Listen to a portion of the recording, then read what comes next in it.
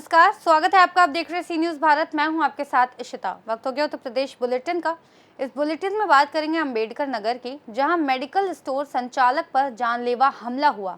देखिए रिपोर्ट। खबर अंबेडकर नगर से है, जहां पदुमपुर बाजार में मेडिकल स्टोर संचालक जीत बहादुर गुप्ता के ऊपर हुआ जानलेवा हमला। ये घटना तब हुई जब अपने खेत से आकर दुकान पर बातचीत कर रहे थे। जब तक वो कुछ समझ पाते तब तक हमलावरों ने लाठी डंडों से टूटकर उनकी जमकर पिटाई की। फिलहाल आसपास के लोगों के बीच बचाव से गंभीर चोट आने से बच गए, लेकिन इस तरीके से खुलेआम कानून की धज्जियां उड़ाना कहां तक सही है। अंबेडकर नगर से सी न्यूज़ संवाददाता अजय उपाध्याय की रिपोर्ट। आगे बात करेंगे बुलंदशहर की, जहां एक युवक को दबंगों ने हमला कर घायल कर दिया। देखिए रिपोर्ट। बुलंदशहर में नगर कोतवाली क्षेत्र के धमेड़ा अड्डा निवासी पीड़ित परिवार ने लगाई पुलिस से गुहार। परिवार में फैला दहशत का माहौल। गहराई से जांच में जुटी पुलिस। मिली जानकारी के अनुसार घायल रेहान ने बताया कि मोबाइल लेकर अपने घर आ रहा था, तभी मोहल्ले के एक लड़के ने उसको रोक लिया और मोबाइल को अपना बताने लगा। जब पीड़ित ने इसका विरोध किया तो शाहिद ने अपने कुछ अन्य साथियों के साथ मिलकर रेहान के साथ मारपीट चालू कर दी और उसके सिर में किसी भारी चीज से वार कर उसे घायल कर दिया। वहीं दबंग वारदात को अंजाम देकर फरार हो गए। पीड़ित परिवार में दहशत का माहौल बना हुआ है। पीड़ित परिवार ने पुलिस को नामजद तहरीर देकर कार्रवाई की गुहार लगाई है। पुलिस तहरीर के आधार पर मामले की जांच में जुट गई है। जानते हैं पीड़ित का क्या कुछ कहना था। क्या नाम है आपका? रिहान नाम है जी मेरा। कहाँ के रहने वाले हैं आप? धमाड़ा अड्डा अन्ना वाली गली। चोट लगी हुई है, क्या मामला हुआ? जी मैं फ़ोन लेकर आया था, तो मैं फ़ोन दिखा रहा किसी को, तो वो कहने लगा लौंडा जिससे लड़ाई हुई है साइड से, वो कहने लगा मेरा फ़ोन है। मैं कहने लगा भैया पागल हो रहा है, मेरा फ़ोन है, बिल देख ले, चाहे दुकान पर चल। तो इसी बात के ऊपर वो धक्का मुक्की करने लगा।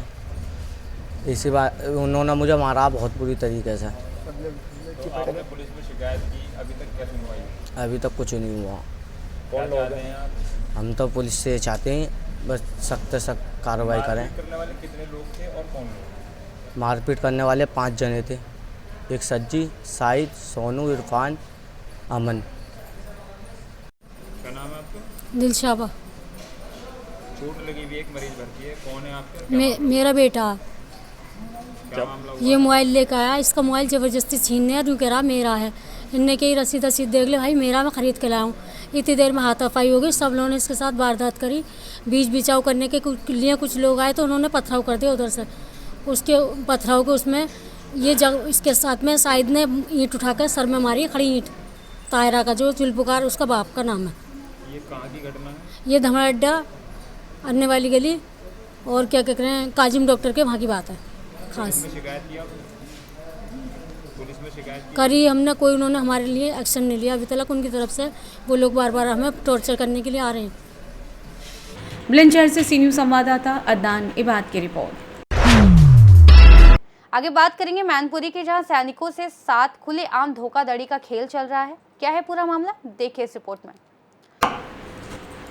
मामला थाना कोतवाली क्षेत्र के स्टेशन रोड का है, जहां पर सीएसडी ममता एंटरप्राइजेज ऑथोराइज्ड डीलर के संचालक राजीव यादव ने मीडिया के सामने आकर पड़ोसी फर्म प्रिया इलेक्ट्रॉनिक पर गंभीर आरोप लगाए हैं। राजीव यादव ने आरोप लगाते हुए कहा है कि प्रिया इलेक्ट्रॉनिक के मालिक ने वर्ष 2023 में पूरे बाजार को एकजुट कर डीएम, एसडीएम और जिला सैनिक कल्याण अधिकारी को शिकायत कर मेरी फर्म को फर्जी साबित करने के लिए लगातार प्रयास किया, लेकिन मेरे द्वारा मेरी फर्म के सभी लीगल डॉक्यूमेंट अधिकारियों के सामने रखे गए, जिससे प्रिया इलेक्ट्रॉनिक द्वारा लगाए गए सभी आरोप झूठे साबित हुए। राजीव यादव ने आरोप लगाते हुए ये भी कहा कि प्रिया इलेक्ट्रॉनिक ने मेरी फर्म के खिलाफ लगातार समाचार पत्रों में खबरों को प्रकाशित किया, मेरी फर्म की छवि को बहुत नुकसान पहुंचाया है। जानते हैं इस विषय में ममता एंटरप्राइजेज सीएसडी राजीव यादव ने और क्या कुछ कहा। क्या नाम है आपका? राजीव यादव। राजीव यादव की एक दुकान है आपकी, कहाँ पे दुकान है? हमारी दुकान स्टेशन रोड पे RS यादव ट्रांसपोर्ट के बगल में है। क्या नाम है दुकान का? ममता एंटरप्राइजेस। क्या ऑनर कौन है? हमारी पत्नी है इसमें। आपका क्या काम है यहाँ पे? मैं यहाँ पे आर्मी का डीलरशिप ले रखी है हमने, कैंटीन के थ्रू जो माल सप्लाई कराते हैं, तो वो हमने डीलरशिप ली हुई है। अभी एक आरोप लगाया है आपने प्रिया इलेक्ट्रॉनिक्स पे, क्या आरोप है? आरोप ये है कि आज से लगभग 2023 में इन्होंने मेरे खिलाफ पूरा मार्केट इकट्ठा किया। डीएम साहब को, एसडीएम साहब को, जिला सैनिक कल्याण अधिकारी जी को एक लेटर में इन्होंने अवगत कराया कि हम फर्जी काम कर रहे हैं यहाँ पे। तो हमारे पास जो डॉक्यूमेंट थे वो हमने सारे इन्हें दिखाए। उसके बाद इन्होंने मेरे अखबार में निकलवाया मेरे तक। फिर मैंने इनके ऊपर मानहानि का मुकदमा किया। उसमें इन लोगों के खिलाफ जो है आदेश भी जारी हुआ। अब प्रिया इलेक्ट्रॉनिक ने अपने दुकान के सामने CSD कैंटीन के नाम से बोर्ड लगा लिए। इन्हें मैंने एक नोटिस दिया। हमने कहा श्रीमान जी, अगर आपके पास कोई कैंटीन की डीलरशिप है तो आप मुझे अवगत कराएं। तो इन्होंने मुझे नोटिस के जवाब में कहा कि मेरे यहाँ कोई भी बोर्ड नहीं लगा है और न मैं कैंटीन का काम करता हूँ। ये बोर्ड नवीन डिस्ट्रीब्यूटर के हैं और नवीन डिस्ट्रीब्यूटर मेरा कोई लेना देना नहीं है। तो हमने कहा कोई बात नहीं, बात ही ख़त्म कर दी। अभी क्या हुआ, 4-5 दिन पहले जब रोड पे काम चल रहा था, डिवाइडर का जो रोड तोड़ी जा रही थी जो साइड में, तो वहाँ पे जब बोर्ड इनका उखड़ गया, उसके बाद इन्होंने अपने लड़कों के साथ मिलके खुद बोर्ड गड़वाते हुए वीडियो में है और अपना माल भी इन्होंने वहाँ रखा हुआ है। और जो फौजी आ रहे हैं उन्हें भ्रमित भी कर रहे हैं। ये अगर आपके पास काम नहीं है तो आप लोगों को भ्रमित न करें ना। अगर आपके पास काम है तो आप बोर्ड लगाएं, मुझे कोई दिक्कत थोड़ी है आपसे। तो आप क्या चाहते हैं? हमें चाहते हैं कि वो अपना उनके पास जो चीज़ है वो बेचें, लेकिन गलत लोगों को परेशान तो ना करें। फौजी कोई भी आता है वो सोचता है कि कैंटीन का काम मैं करता हूँ। अब बोर्ड वहाँ लगे होते हैं पीछे, तो लोग वहीं रुक जाते हैं, फिर वो परेशान होकर बाजार जाते हैं। फिर बाद में वो कहते हैं अरे वो कैंटीन के नाम से ऐसे ही वो माल नहीं बेचते, डिफेंस का ऐसे उल्लू बना रहे हैं। आपका कहना है कि उनके पास कोई कैंटीन नहीं है?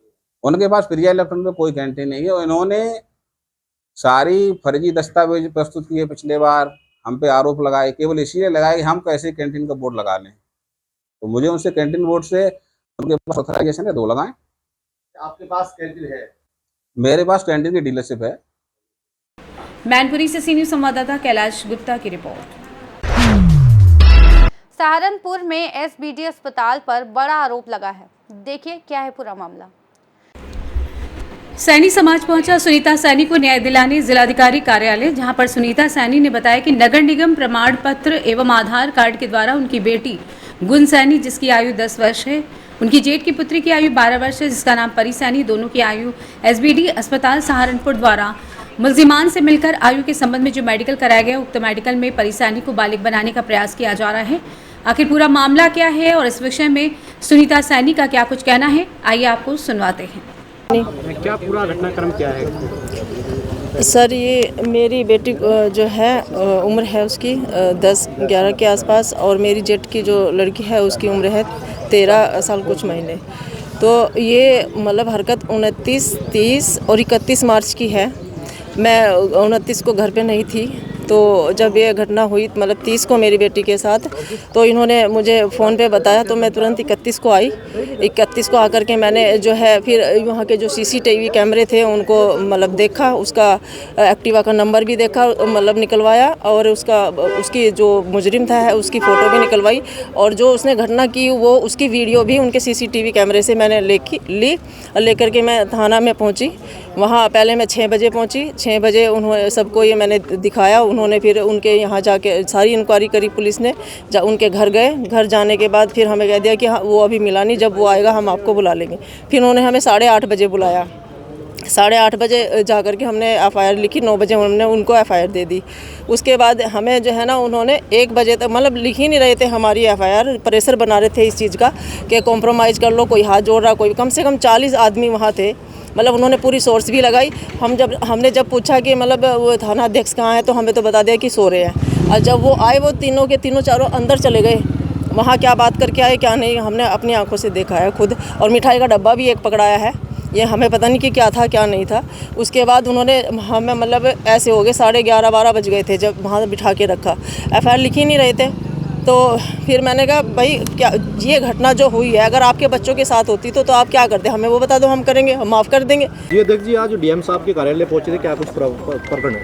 हाँ, मैं ओमपाल सैनी, प्रदेश अध्यक्ष ऑल इंडिया सैनी सेवा समाज। आज हमारी जो प्रदेश की महिला अध्यक्ष हैं श्रीमती सुनीता सैनी, 29, 30 और 31 तीन लगातार 3 दिन एक लड़का, उनकी बेटी, वो जो सुनीता सैनी जी हैं, किसी काम से बाहर अपने मायके गई हुई थी। उनकी बेटी और उनके जेठ की लड़की बाहर शाम के समय गली में खेल रही थी। तो एक लड़का आता है, उनसे छेड़छाड़ करता है, अश्लील हरकत करता है, उनसे कहता है कि हमारे साथ चलोगी, मज़ा करेंगे। रास्ता पूछने के बहाने आता है। 30 तारीख में उस लड़के ने फिर आया और आकर एक जो लड़की गुण है उसको अपने पास बुलाया और उसको अपना प्राइवेट पार्ट्स दिखाया। कहा ये देखो कितना, मैं शब्द नहीं है मेरे पास बोलने को, गंदी हरकतें करी। उसे कहा कि चलो हम मज़ा करेंगे। तो 31 तारीख में फिर उसने गंदी हरकत करी। उसी संदर्भ में जब सुनीता जी घर पाई, उन्होंने मुझे कॉल की, बताया कि अक्सर ऐसी घटना है। तो हमने थाना कुतुब शहर पड़ता है, कुतुब शहर में FIR कराई इनके खिलाफ। मुलजिम जेल चला गया। हमारा मुद्दा ये था, डॉक्टर से जब मेडिकल करा, पहली बात तो लड़की की उम्र 11 साल सर्टिफिकेट में है, एक लड़की की 13.5 साल आ रही है सर्टिफिकेट में। सर्टिफिकेट निगम से बना हुआ है। बच्ची हॉस्पिटल SBD में पैदा हुई 24/10/2011 का बर्थ है और 5/11/2011 में सर्टिफिकेट इशू हो गया वहाँ से। सहारनपुर से सी न्यूज़ संवाददाता शाकिर राजपूत की रिपोर्ट। बुलेटिन के अंत में बात करेंगे संबल की, जहां कई पुरस्कारों से सम्मानित दीपक कौशल सेवानिवृत्ति के बाद समाज की भलाई के लिए सक्रिय है। देखिए रिपोर्ट। दिल की वुसअत जमीन जैसी है, कदमें कुछ कम है आसमान हमसे। दीपक कौशल जी का व्यक्तित्व अत्यंत प्रभावशाली और प्रेरणादायक। उनका लंबा कद, चौड़ा माथा और गंभीरता से भरपूर व्यक्तित्व उनके ज्ञान, मेहनत और समाज सेवा के प्रति समर्पण को दर्शाता है। उर्दू साहित्य से उनका गहरा जुड़ाव और मुशायरों में भागीदारी उन्हें हर दिल अजीज बनाती है। वे हमेशा अपने रास्ते खुद बनाते हैं और भारतीय स्टेट बैंक में उच्च पद पर रहते हुए भी सेवानिवृत्ति के बाद समाज की भलाई के लिए सक्रिय रहते हैं। उनका जन्म 10 अगस्त 1955 को कानपुर में हुआ था और वे कई उपाधियों और पुरस्कारों से सम्मानित हैं। उनका घर, जिसे दीपक आश्रम कहा जाता है, समाज सेवा और शिक्षा का क्षेत्र है, जहां उन्होंने अनाथ बच्चों की शिक्षा और सामाजिक कार्यों के लिए अपना जीवन समर्पित किया है। आज हमारे बीच हैं दीपक कौशल जी। सर, मैं आपका सी न्यूज़ भारत में बहुत बहुत स्वागत है। सर, मैं ये मालूम करना चाह रहा था कि आपको उर्दू साहित्य वगैरह से बहुत प्रेम रहा है, तो सर आपको ये शौक़ कब से पड़ा? बहुत बहुत शुक्रिया।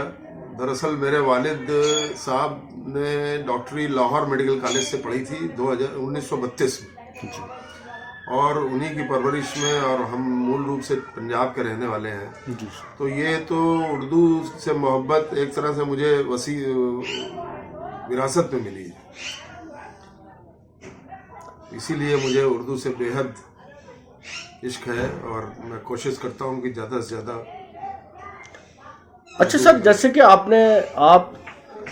भारतीय स्टेट बैंक के आप मैनेजर भी रहे और उसके बाद भी उच्च पदों पे रहे हैं सर, तो उसके बारे में कोई आपका यादगार पल जो आपके बीच रहा हो सर, उसके बारे में कुछ जानकारी? मैं काफ़ी दिनों तक रानीखेत में पोस्टेड रहा और हर शनिवार इतवार को बरेली आया करता था जी अपनी गाड़ी से जी। तो एक बार बहुत तेज बारिश हो रही थी, तो मुझे रास्ते में दो लोगों ने हाथ दिया। एक बुजुर्ग थे, उनके साथ एक महिला और छोटा बच्चा था। तो मैंने उनको अपनी गाड़ी में बैठा के हल्द्वानी तक छोड़ा। इत्तेफाक से कुछ दिन बाद फिर वही लोग मुझे मिले, बुजुर्गवार, वो रिटायर्ड प्रिंसिपल थे, और उन्होंने मुझे बड़े भावुक होकर बताया कि साहब, अगर उस दिन आप बच्चे को हमें हल्द्वानी नहीं छोड़ते तो बच्चे की डेथ हो जाती। बच्चा बहुत बीमार था, वो अस्पताल ले जाना चाहते थे उसे। वो बात उनकी मुझे बहुत दिल को छू गई। मुझे लगता कि ऊपर वाले ने, अल्लाह परवरदिगार ने ही मुझे उनकी मदद के लिए भेजा, क्योंकि ऐसे खतरनाक मौसम में उनको कोई सवारी नहीं मिलती और कुछ भी हो सकता था। मुझे बड़ा सुकून मिला इस बात से कि मैं उनकी मदद कर सका और उस बच्चे की ज़िंदगी बच सकी। अच्छा, तीसरा सवाल है सर कि आप एजुकेशन में काफ़ी लगाव रखते हैं सर, और जैसे कि समाज में आपका ये बात रखी जाती है कि आप उन गरीब बच्चों के लिए जो बेसहारा हैं और एजुकेशन पाना चाहते हैं, तो सर उनके बारे में आप काफ़ी मदद करते हैं और काफ़ी स्कूलों को चलाने का भी काम कर रहे हैं सर, उसके बारे में? दरअसल मुझे इस बात को कहने में बिल्कुल भी संकोच नहीं है कि मेरे वालिद साहब डॉक्टर थे, उनके 2-2, 3-3 दवाखाने थे, लेकिन उन्होंने कभी पैसे को ज़्यादा अहमियत नहीं दी। मरीजों को वो उधार दवा दिया करते थे। संभल से सी न्यूज़ संवाददाता इसरार की रिपोर्ट। इस बुलेटिन में फिलहाल इतना ही। देश और दुनिया की तमाम बड़ी खबरों के लिए देखते रहिए सी न्यूज़ भारत।